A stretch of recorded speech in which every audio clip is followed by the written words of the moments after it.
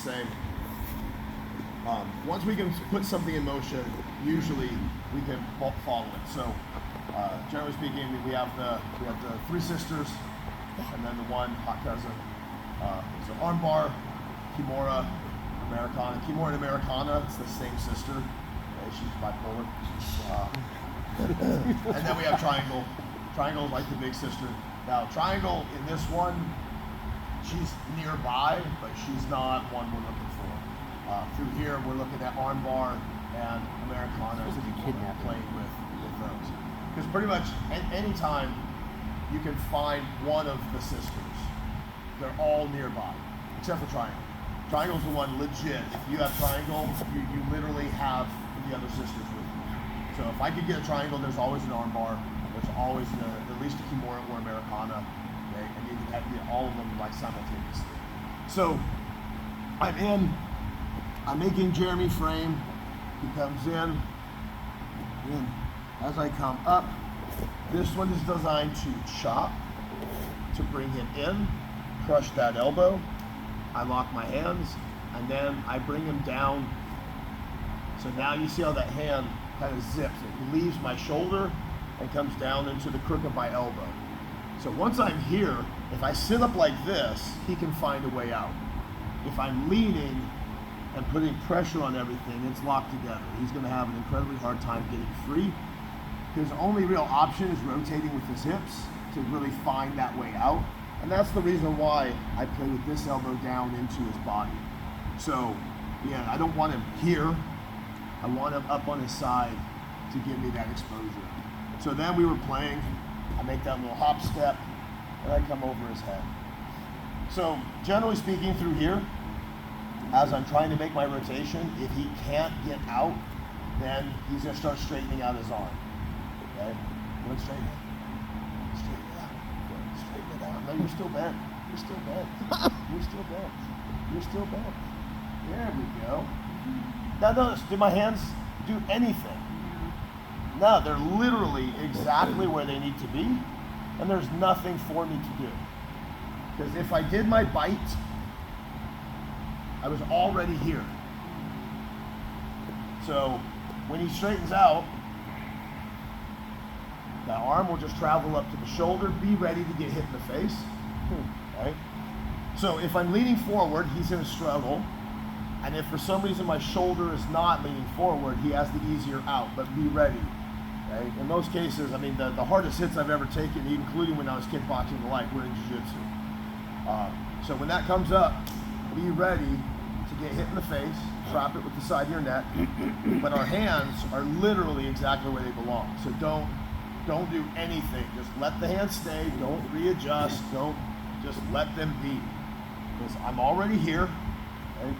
I'm here, and as he extends, let the hand travel. You can see my hands are still exactly where they belong.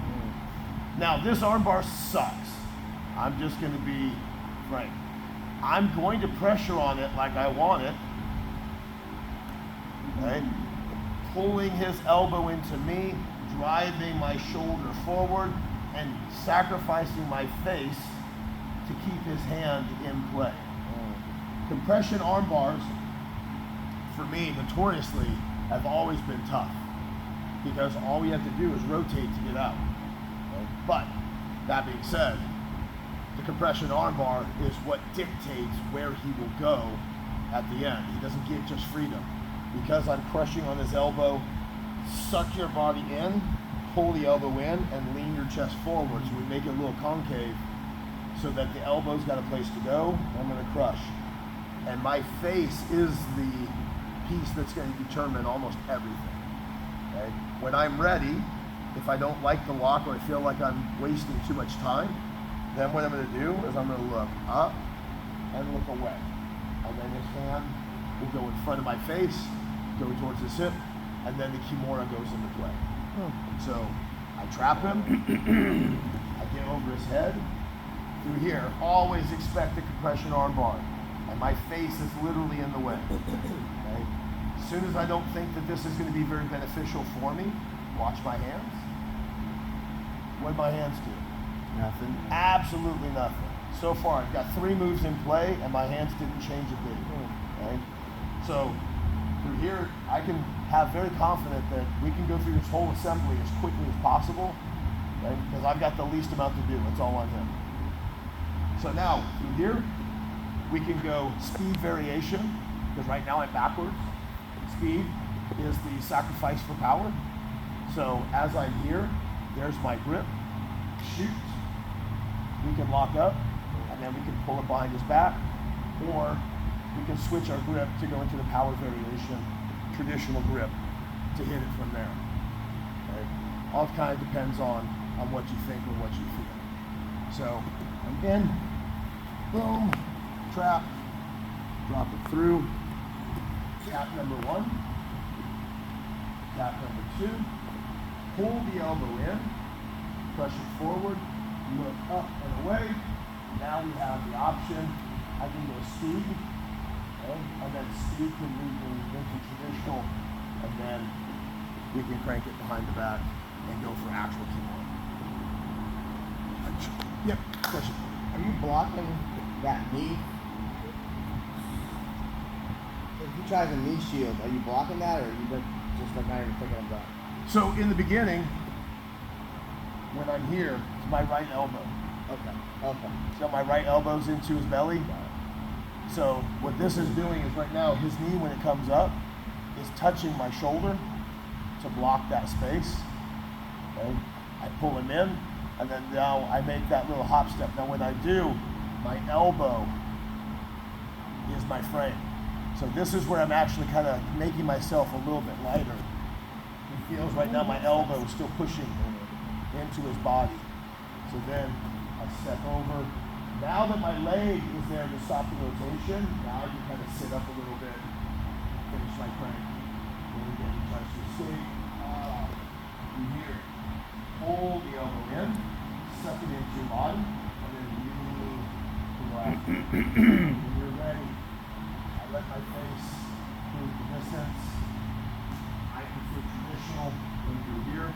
Now I'm a big fan, when I'm going for my actual kimura, I'm a big fan of sitting on his head as much as possible. The foot up in the back, it's not wrong, okay?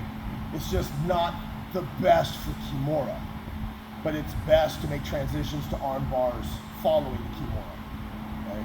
But again, that's always the sacrifice, is if I pre-stage to give me the exit, then I may not get the most out of where I'm at. So I find for kimura itself, I like to be on my knees, literally sit on his head, and then deadlift him like I'm trying to rip his shoulder out of socket, and then make my crank. I'm fast enough in the transitions where I can let this knee slide up for the arm bar, which is coming next. All right, so let's try it.